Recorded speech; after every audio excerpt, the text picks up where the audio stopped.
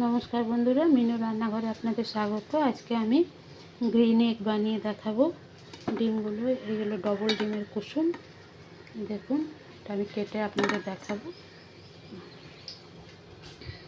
এই দেখুন বন্ধুরা, এটা ডবল কুসুমের ডিম। এইগুলোকে আমি ধনেপাতা বাটা দিয়ে এটা নতুনভাবে রেসিপি এটা করে দেখাবো। গ্রিন এগ দেখুন, এগুলোকে আমি আলাদা করে লাল লাল করে ভেজে তুলে রাখবো। আগে ডিমগুলোকে আমি এবার লাল করে ভেজে তুলে রাখবো। এক পিঠ ভাজা হয়ে গেছে, আর এক পিঠ আমি লাল করে ভেজে নেবো, ভেজে তুলে রাখবো। আমি একটা মশলা তৈরি করে নেবো। পেঁয়াজ, আদা, রসুন, টমেটো, কাঁচা লঙ্কা। এতে আমি জিরে গুঁড়ো, ধনে গুঁড়ো কিছু দেবো না, যেহেতু ধনে পাতা বাটা দেবো।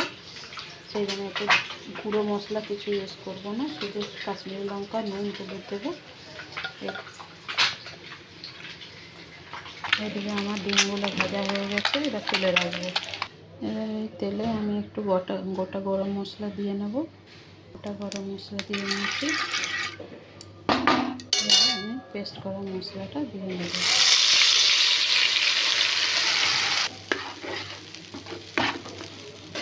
নুন, হলুদ, কাশ্মীরি লঙ্কা করে দিয়ে নিয়েছি।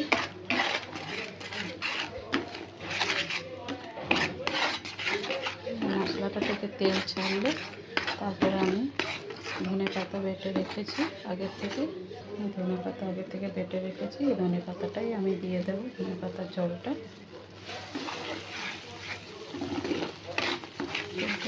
তেল ছেড়ে যাক।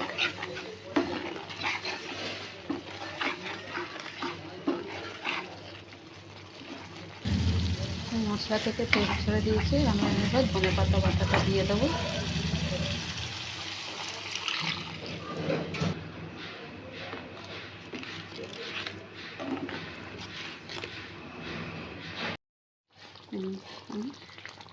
এগুলো দিয়ে আমি ফুটিয়ে নিয়েছি।